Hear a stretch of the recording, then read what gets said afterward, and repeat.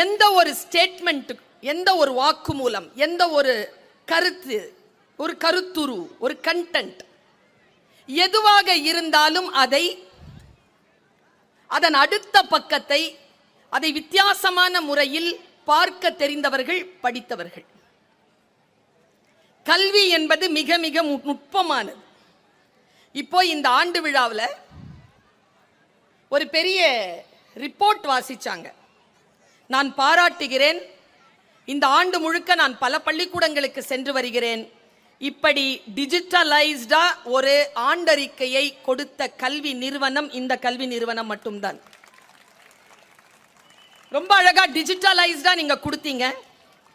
அதுல எழுதின ஒரு ஸ்கிரிப்ட்ல எனக்கு ஒரு சின்ன கருத்து வேறுபாடு உண்டு.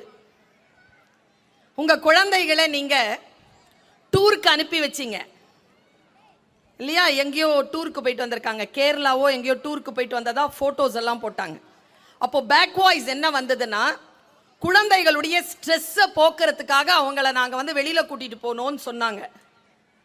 பட் ஆக்சுவலா அது அல்ல உண்மை. ஸ்ட்ரெஸ்ஸை போக்குறதுக்காக எந்த கல்வி நிறுவனமும் இந்த அவுட்ரீச் புரோகிராமை நடத்துறதில்லை. கற்றல் என்பது வகுப்பறையில் மட்டுமில்லை, வெளியிலும் நிகழ்கிறது என்பதனை தெரிந்து கொள்வதற்காக வகுப்பறையிலிருந்து பிள்ளைகளை அழைத்து உலகத்திற்கு காட்டுகின்ற ஒரு முயற்சி தான் இந்த டூர் எல்லாம். நான் இதுவரைக்கும் 22 நேஷனல் கேம்ப்ஸ் அட்டெண்ட் பண்ணியிருக்கேன். 31 நாடுகள் பயணம் செஞ்சிருக்கேன்.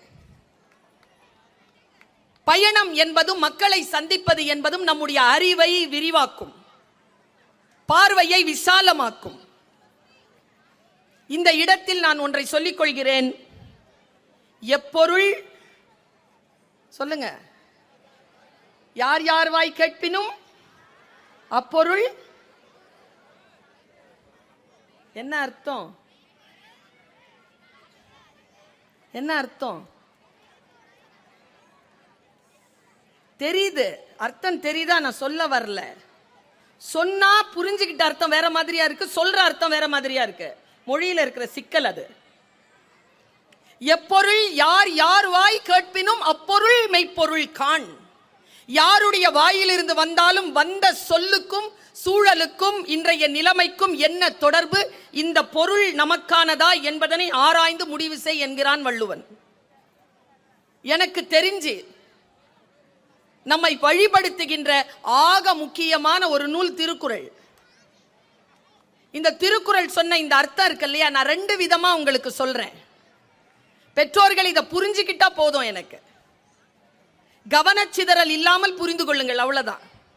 மேடையில் யாராவது வருவாங்க, உட்காருவாங்க, அவர் முதல்வர் தலைவர்கிட்ட ஏதோ பேசுவார், நம்ம கவனம் எல்லாம் அந்த பக்கம் போயிடும்.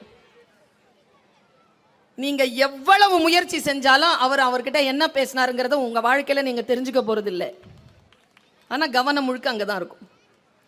உங்களுக்கு தெரிவிப்பதற்காக பேசிக்கொண்டிருக்கக்கூடிய என்னுடைய ஒலி இந்த காட்சிகளை முன்னால் தோற்று போகிறது. இதற்கு பெயர்தான் கவனச்சிதறல். எந்த காரியத்திற்காக வந்தோமோ அந்த காரியத்தை முழுமையாக இருக்கக்கூடிய ஒரு பழக்கம் பெற்றோர்களுக்கு இருந்தால் அது கண்டேஜியஸ். அப்படியே குழந்தைகளுக்கு அது தொற்றும். குழந்தைகள் கைத்தட்டுகிறார்கள். அவ்வளவு கவனச்சிதறலான பெற்றோர்களுடன் வாழ்கிறார்கள் போலும். பாருங்க, குடிச்சிட்டு ஒரு ஆளு ஒரு சாராய கடைக்கு கீழே நின்னு சாக்கடையில புரண்டுகிட்டு இருக்கான். அப்போ ஒரு இளைஞன் சாராயம் வாங்க வந்தானா. இதை கண்ணதாசன் சொல்கிறார். சாராயம் வாங்க வந்தவன் சாராயம் வாங்கி கொண்டிருக்கின்ற பொழுது அந்த சாக்கடையில விழுந்த ஒரு ஆள் சொன்னாராம், தம்பி குடிக்காத. அப்ப இந்த பையன் என்ன சொல்லி இருப்பான்? அதை சொல்றதுக்கு உனக்கு யோக்கியதை கிடையாது, நீயே குடிச்சு கீழே கிடக்கிற, உனக்கு என்ன யோக்கியதை அதை சொல்றதுக்கு? அப்ப கண்ணதாசன் சொன்னார், கீழே விழுந்தவன் சாக்கடையில் புலம்புகிறான் இல்லையா, அவனை விட தகுதியானவர்கள் குடிக்காதே என்று சொல்லுவதற்கு இந்த உலகத்தில் யார் இருக்க முடியும் என்று கேட்பார். எப்பொருள் யார் யார் வாய் கேட்பினும் அப்பொருள் மெய்ப்பொருள் காண்பது அறிவு. நீ படிச்சிட்டியா? நீ படிச்சியா? கேட்பதல்ல.